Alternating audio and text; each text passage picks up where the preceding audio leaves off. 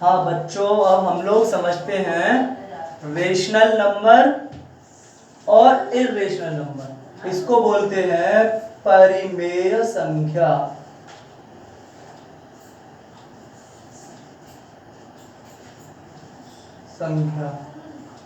और इनको बोलते हैं अपरिमेय संख्या।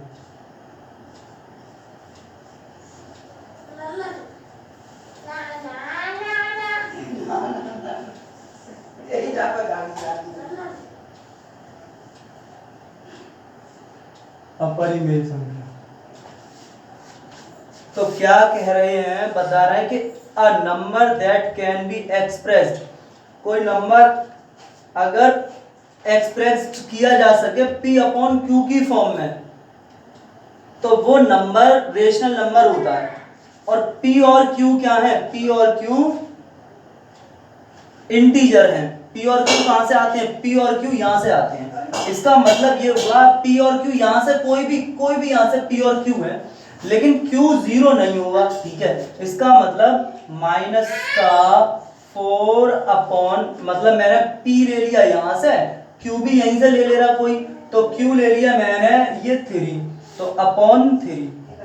P और Q कहां से आते हैं? बोल रहा है a number that can be expressed as P upon Q, ठीक है, P upon Q, where P and Q are integers and Q does not equals to 0 is called rational number।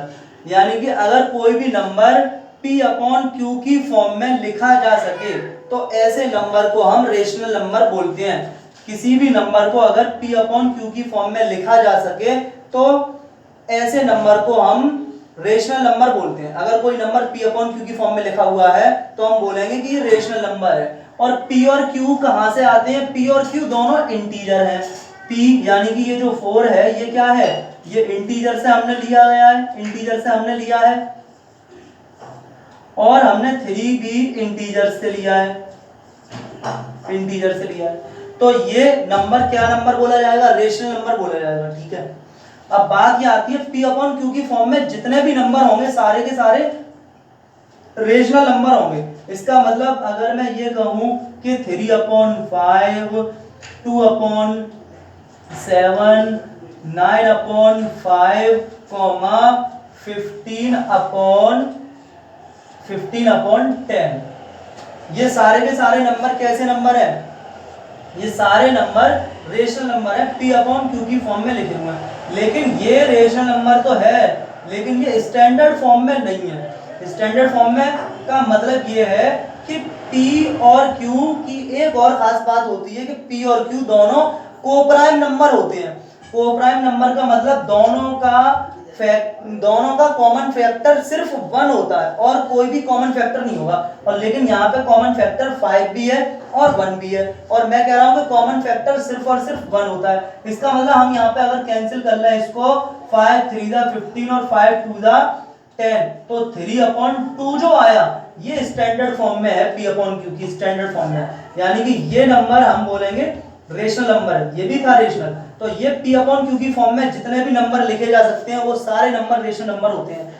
अब मैं ये कहूं आपसे कि नेचुरल नंबर कौन से थे हमारे पास? हमारे पास नेचुरल नंबर का कलेक्शन क्या था, जरा बताओ। तो नेचुरल नंबर यही तो है, 1 2 3 4 5 6 डॉट डॉट डॉट इनफाइनाइट तक।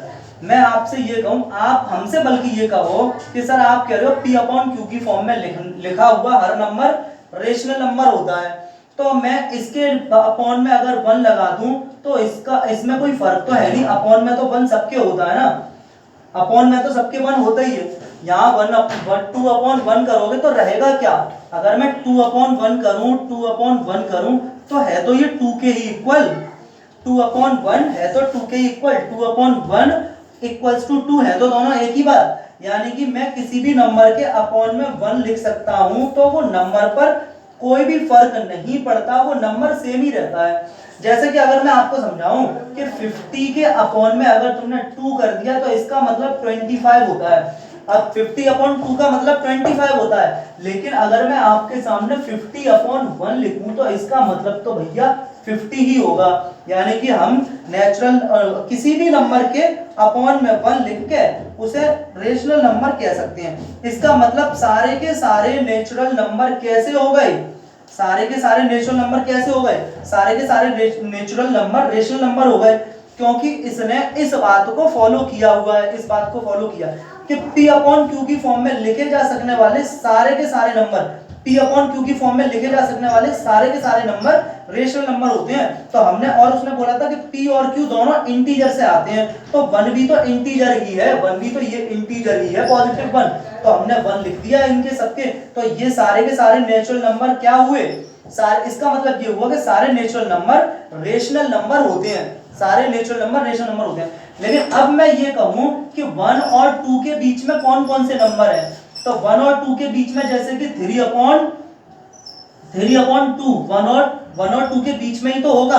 देख लो कैसे होगा 1 और 2 के बीच में, कि इसको अगर हम सॉल्व करें तो 1.5 ही तो लिख सकते हैं, अगर 2 का 3 में डिवाइड करें तो 1.5 ही तो आएगा। इसका मतलब ये हुआ कि 3 अपॉन 2 1.5 के बराबर है, और 1 और 2 के बीच में ही तो होगा ये नंबर, ये नंबर 1 से बड़ा और 2 से छोटा है, इसका मतलब 1.5 यहाँ पर ही तो होगा।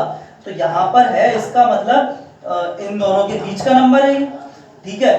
तो मैं ये कह रहा हूं आपसे कि नेचुरल नंबर तो सारे के सारे रेशनल नंबर हैं ही, रेशनल नंबर है ही, और इनके बीच में जो नंबर है 1 और 2 के बीच में कितने नंबर है, 1 और 2 के बीच में अगर मैं आपसे कहूं कि 1 और 2 के बीच में रेशनल नंबर बताओ, तो 1 और 2 के बीच में इनफाइनाइट रेशनल नंबर हो जाएंगे। मैं अगर ये लिखूं कि मैं ये लिख दूं जैसे कि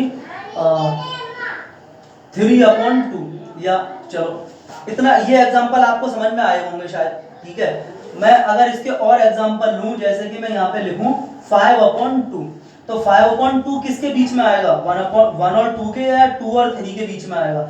अब ये रेशनल नंबर ये भी है और रेशनल नंबर तो ये भी हो रहे हैं, लेकिन 1 2 3 4 5 6 कैसे नंबर है कि ये नेचुरल नंबर भी हैं और रेशनल नंबर भी हैं, क्योंकि अपॉन में सबके 1 है तो फिर ये रेशनल नंबर भी है, ठीक है, और अपॉन में सबके 1 है इसलिए रेशनल नंबर भी है, रेशनल नंबर भी है, और 1 2 3 4 5 6 और इनफाइनाइट तक ये सारे के सारे नेचुरल नंबर भी हैं।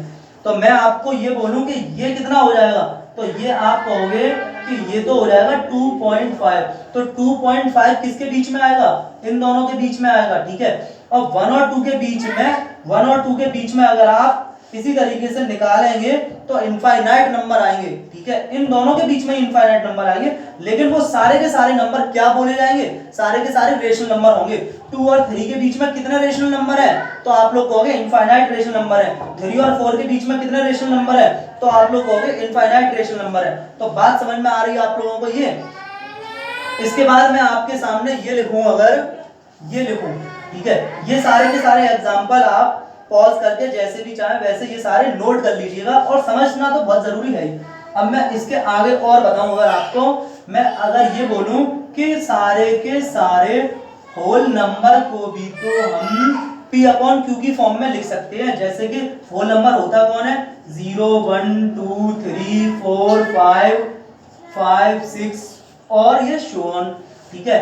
तो मैं इसको बोलूं कि upon 1 upon 1 upon 1 upon 1 upon 1 upon 1 upon 1, तो ये भी तो P अपॉन Q की फॉर्म में लिख गए।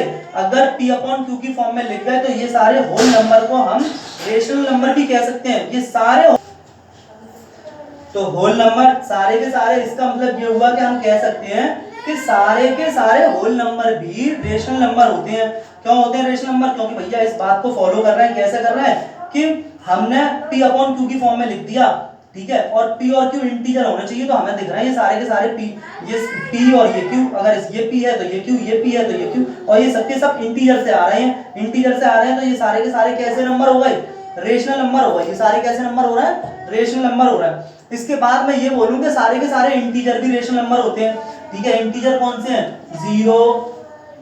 अब मैं ये कहूं आपसे कि 0 और 1 के बीच में, 0 और 1 के बीच में कितने नंबर है, जैसे कि अगर मैं ये लिखूं 1/10, तो 1/10 जो होगा वो 0 और 1 के बीच में है, ठीक है, या हाँ 0 और 1 के बीच में ही होगा 1/10, ठीक है, बात समझ में आ रही है। मैं यहाँ पे लिखूं 5/10, तो ये किसके बीच में होगा, इसी के बीच में होगा ना, इन दोनों के बीच में ही तो हो रहा है ये 5/10। 5/10 का मतलब क्या हो रहा है, तुम अगर डिवाइड करो 5/10 तो ये इक्वल आएगा 0.5 के। 0.5 0 और 1 के बीच का नंबर है या नहीं है, 0 से तो बड़ा है लेकिन 1 से छोटा है 0.5, 0 से तो बड़ा है लेकिन 1 से छोटा है 0.5, तो इसके बीच का नंबर हुआ ये, तो ये रेशनल नंबर हो गया। ठीक है, मतलब मैं ये कह सकता हूं, जब मैं यहाँ पे आपसे कह रहा था कि 3 और 4 के बीच में कितने नेचुरल नंबर है, तो आपने कहा कि कोई नेचुरल नंबर नहीं है। लेकिन अगर मैं यहाँ पर आपसे ये बोलूं कि 3 और 4 के बीच में कितने रेशनल नंबर है, तो आप बोलोगे कि इनफाइनाइट रेशनल नंबर है, इन दोनों के बीच में इनफाइनाइट रेशनल नंबर है। ठीक है, क्योंकि अब तो सारे डेसिमल वाले या जो भी फ्रैक्शन वाले होंगे वो भी सारे हम काउंट करेंगे ना। जैसे कि मैं आपको यहाँ पे समझा रहा हूं कि 1/10 0 और 1 के बीच में है, 5/10 0 और 1 के बीच में है। किस तरीके से, देखो सॉल्व करके 0.5, तो 0 से बड़ी और 1 से छोटी वैल्यू है ना 0.5। इसी तरीके से यहाँ पर तुम अगर डिवाइड करोगे तो ये भी, ये कितना हो जाएगा, ये हो जाएगा आपका 0.1 यानी 0.1, ये डिवाइड करोगे तो यही तो आएगा ये, तो 0.1 0 और 1 के बीच का नंबर है। तो ये सारे के सारे होल नंबर हमारे कैसे हो गए, सारे के सारे होल नंबर को हम रेशनल नंबर कह सकते हैं या नहीं, क्यों कह सकते हैं, क्योंकि हमने P/Q की फॉर्म में लिख लिया है। अब मैं आपसे बोल रहा हूं कि इन सारे के सारे इंटीजर को भी हम होल नंबर कह सकते हैं, और सारे के सारे इंटीजर होल नंबर भी हैं। किस तरीके से, 0 1 2 3 4 5 6, इधर -1 -2 -3 -4 और ये इनफाइनाइट तक, और इधर भी ये इनफाइनाइट तक। तो मैं ये कहूं कि अपॉन में 1 करने से किसी नंबर की वैल्यू तो चेंज हो नहीं रही, रहेगा तो जैसे 6/1 अब भी 6 ही रहेगा। ठीक है, 5 के अपॉन में 1 करने से भी ये 5 ही रहेगा, 4 के अपॉन में 1 करने से भी ये 4 ही रहेगा, 3 के अपॉन में 1 करने से भी ये 3 रहेगा, 2 के अपॉन में 1 करने से भी ये 2 ही रहेगा। लेकिन ये जो फॉर्म आ रही है, हमें कैसी फॉर्म दिख रही है, ये तो हमें P/Q की फॉर्म दिख रही है ना, तो P/Q की फॉर्म दिख रही है, इसका मतलब ये सारे के सारे इंटीजर क्या हो गए, ये सारे के सारे इंटीजर क्या हो गए, सारे के सारे इंटीजर को हम रेशनल नंबर कह सकते हैं, सारे के सारे इंटीजर को हम रेशनल नंबर कह सकते हैं। तो ये मैंने जितने भी बताए ये सारे एग्जाम्पल भी हो गए, रेशनल नंबर के एग्जाम्पल भी हो गए। और भी तुम रेशनल नंबर के एग्जाम्पल लिख सकते हो, जैसे कि 2/5, 3/7 या 9/2 या 1/0/2 3 5 2 3 9 लिख देते हैं। ठीक है, ये सारे के सारे क्या हैं, ये सारे के सारे आपके रेशनल नंबर हैं, P/Q की फॉर्म में है, रेशनल नंबर है। मगर ये जो मैंने इंटीजर लिखे ना, ये सामने आपके इंटीजर, क्योंकि इंटीजर को भी मैंने आपके सामने P/Q की फॉर्म में लिख के दिखाया, और P/Q की फॉर्म में जब मैं लिख रहा था तो जो नंबर था उस नंबर की वैल्यू पर कोई फर्क ही नहीं पड़ रहा, 1 1 ही रहा, 2 2 ही रहा, तो वही नंबर रहा। P/Q की फॉर्म में हमने लिख लिया इसको, और ये सारे के सारे भी P/Q की फॉर्म में लिख लिए, तो ये सारे के सारे नंबर रेशनल नंबर कहे जाते हैं, ये सारे नंबर रेशनल नंबर कहे जाते हैं जो P/Q की फॉर्म में लिखे जाएंगे। इसका मतलब हमने ये समझा कि नेचुरल नंबर भी कैसा नंबर है, नेचुरल नंबर भी हम इसके अपॉन में क्या लिख सकते हैं, 1, इसके अपॉन में क्या लिख सकते हैं, 1, इसके अपॉन में 1, इसके अपॉन में 1, इसके अपॉन में 1। अगर मैं इसके अपॉन में 1 लिख दूं तो 6 का 6 ही रहेगा, और अगर इसके अपॉन में 2 लिख दूं तो वैल्यू चेंज हो जाएगी, ये 3 हो जाएगा फिर, यानी कि 6 का 6 ही रहेगा। तो अपॉन में तो 1 लिख सकते हैं हम, हर नंबर के अपॉन में 6 होता है। अगर तुम 8 में 1 से डिवाइड करोगे तो आएगा तो 8 ही, इसका मतलब है तो दोनों बातें एक ही बस। लेकिन हमें ये समझ में आया कि अगर किसी भी नंबर के अपॉन में हम 1 लिख दें तो हम फिर आराम से कह सकते हैं कि ये नेचुरल नंबर के साथ साथ रेशनल नंबर भी है, और इसके अपॉन में हम 1 लिख दें या माइंड में समझ लें कि 1 तो होता ही है हर किसी नंबर के नीचे, तो हम होल नंबर को भी रेशनल नंबर कह सकते हैं और इंटीजर को भी रेशनल नंबर कह सकते हैं। लेकिन इसके बावजूद इसके बीच में आने वाले, ठीक है, अनेकों करोड़ों नंबर जो हैं वो रेशनल नंबर हैं, इन दोनों के बीच में इनफाइनाइट रेशनल नंबर है। बात समझ आ रही है, सारे डेसिमल वाले भी अगर मैं यहाँ पर इंटीजर को इंटीजर के साथ ये हटाकर मैं बोलूं रेशनल नंबर, तो रेशनल नंबर तो 2 और 1 के 0 और 1 के बीच के रेशनल नंबर लिखो। तो 2 0 और 1 के बीच में कोई भी इंसान 0 और 1 के बीच में सारे रेशनल नंबर नहीं लिख सकता। और मैं ये कहूं कि 2 और माइनस के 2 और प्लस के 3 के बीच के इंटीजर लिखो तो लिख लेगा इंटीजर इंसान, -1 0 1 2 लिख लेगा। लेकिन मैं ये कह दूं कि 2 और 3 के बीच में रेशनल नंबर आते हैं, क्योंकि बहुत सारे नंबर होंगे यहाँ पे,